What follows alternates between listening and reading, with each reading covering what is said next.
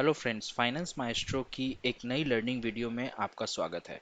आज हम बात करने वाले हैं आईटी इंडस्ट्री के बारे में और अभी हमें इस इंडस्ट्री में क्या करना चाहिए। स्टॉक्स बाई करने चाहिए या फिर जो स्टॉक्स हमारे पास हैं, जो पोजीशंस हमने क्रिएट की हुई हैं, उनसे एग्जिट करना चाहिए या फिर ये दोनों ही नहीं करना चाहिए, बैठ के खाली खेल देखना चाहिए और इन्हें होल्ड करना चाहिए। चलिए वीडियो की शुरुआत करते हैं।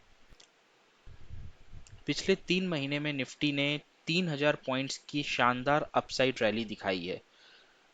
17 जून को इसने 15,183 का, जो कि हमारा 52 वीक्स लो भी है, उसको टच किया था और उसके बाद एक वन साइड मूव हमें मिली, एक वन साइड रैली हमें मिली, जो कि 15 सितंबर को 18,096 को टच करके निफ्टी नीचे आया और अभी हमें एक छोटा रिट्रेसमेंट हमें दिख रहा है। अभी अगर हम देखें इस 3000 पॉइंट्स की जर्नी में, रैली में, निफ्टी का बैंकिंग स्टॉक्स 30% बढ़े, ऑटो स्टॉक्स 25% बढ़े, मेटल स्टॉक्स 42% बढ़े, एफएमसीजी 25% बढ़ा, लेकिन आईटी एंड फार्मा, जैसा हम देख सकते हैं, आईटी ने 16% की ग्रोथ दिखाई और फार्मा ने 11% की ग्रोथ दिखाई। तो आज हम बात करेंगे आईटी स्टॉक्स के बारे में। आईटी स्टॉक्स क्यों पीछे रहा, क्यों आईटी स्टॉक्स ने बाकी सेक्टर्स की तरह रैली और अपमूव नहीं दिखाई, इसके बारे में आज हम डिस्कशन करेंगे और जानेंगे हमें अब क्या करना चाहिए इस सेक्टर में। तो देखिए, जैसा कि हम जानते हैं कि इस रैली के टाइम पिछले 3 महीना में जहां पे भारत के मार्केट में, इंडियन मार्केट्स ने बहुत अच्छा अपसाइड मूव दिखाया, वहीं यूरोपियन और यूएस मार्केट्स रिसेशन से जूझते नजर आए। हमने देखा कई बार हमारे मार्केट्स गैप डाउन ओपन हुए क्योंकि यूएस से कुछ ऐसी खबरें आई, उनके रेट हाइक्स किए गए कंटिन्यूअसली, उनके मार्केट्स डाउन में चल रहे थे, डाउन ट्रेंड था उनके मार्केट्स में। हल्के फुल्के अप मूव्स, पुल बैक्स हमें मिलते रहे बीच बीच में, लेकिन मोटा मोटी अगर देखा जाए तो उनका जो ट्रेंड था वो डाउन ट्रेंड में था और डाउन ट्रेंड में मार्केट था। इसी बीच हमें रिसेशन जैसी खबरें आने लगी US market and European market से। और जैसा कि हम जानते हैं, आईटी इंडस्ट्री का 80% जो प्रॉफिट है, 80% जो मार्केट है, उनका रेवेन्यू जो जनरेट होता है, वो यूएस एंड यूरोपियन मार्केट से ही जनरेट होता है। तो रिसेशन की खबरों के बीच कंपनीज ने आईटी के ऊपर अपना एक्सपेंडिचर कम किया, जिसकी वजह से इंडियन आईटी फर्म्स को प्रॉफिट्स कम मिले। उन्होंने अपनी डील्स पे नेगोशिएशन किया, उनको फेयर प्राइस देने के लिए डिस्काउंट्स प्रोवाइड किए, तो उनके प्रॉफिट मार्जिन कम हुए। वहीं दूसरी तरफ हमने आईटी कंपनीज की जो तिमाही अभी नतीजे आए थे जून में, उसमें हमने देखा कि उनके रेस्पेक्टिव सीईओज ने, उनके सीएफओज ने बताया कि एट्रिशन रेट काफ़ी हाई है। तो एट्रिशन रेट हाई होने का मतलब ये है कि काफ़ी एम्प्लॉयज़ जॉब छोड़ के जा रहे हैं क्योंकि उन्हें स्टार्टअप्स और अदर कंपनीज बेटर पे करके रिक्रूट कर रही हैं।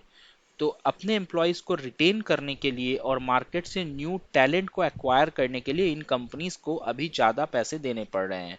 तो ये एक दूसरा कारण है इनका मार्जिन कम होने का। अब बात आती है कि हमें क्या करना चाहिए इस सिचुएशन में। तो जैसा कि मैंने बोला कि आईटी स्टॉक्स अभी तक बहुत अच्छा परफॉर्म नहीं कर पाए हैं और अगर आप जाके देखोगे, टीसीएस, इन्फोसिस, विप्रो, जितने भी आईटी कंपनीज हैं, वो कहीं ना कहीं अपने 52 वीक्स लो के करीब ट्रेड कर रही हैं।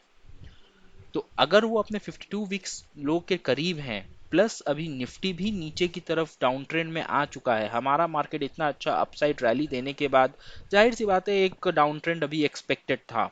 तो जैसा कि हमारा मार्केट भी अभी अब डाउन ट्रेंड में आ चुका है, तो ये आईटी स्टॉक्स को और नीचे पुल करेगा, ऐसा मेरा एक्सपेक्टेशन है। और दूसरी तरफ अगर हम देखेंगे तो आईटी स्टॉक्स के पी काफ़ी अच्छे हैं। तो पी अच्छे होने का मतलब है आईटी स्टॉक्स अफोर्डेबल हैं, इनके प्रॉफिट्स तो बढ़ रहे हैं लेकिन उस स्पीड में नहीं बढ़ रहे, उस पेस में नहीं बढ़ रहे हैं जैसा इनसे एक्सपेक्टेशन था। सो मेरे हिसाब से आईटी स्टॉक्स को हमें डिप्स पे बाई करना चाहिए। अगर आपके पास है, हायर प्राइसेस में खरीदा हुआ है, तो आपको जैसे ही प्राइस नीचे गिरता है एवरेज करना चाहिए। यदि आपके पोर्टफोलियो में अभी आईटी स्टॉक्स नहीं है तो आपको परचेज करने चाहिए, और यदि आपके पास हैं तो आप अगर नया निवेश नहीं करना चाहते तो भी आपको उसे होल्ड करना चाहिए। अभी आपको पैनिक करके एग्जिट करने की ज़रूरत नहीं है आईटी स्टॉक्स से। अभी आपको काफ़ी अच्छे बाइंग अपॉर्चुनिटीज़ मिलेगी इन स्टॉक्स में। तो ये हुआ टोटल पूरा आईटी सेक्टर का एनालिसिस।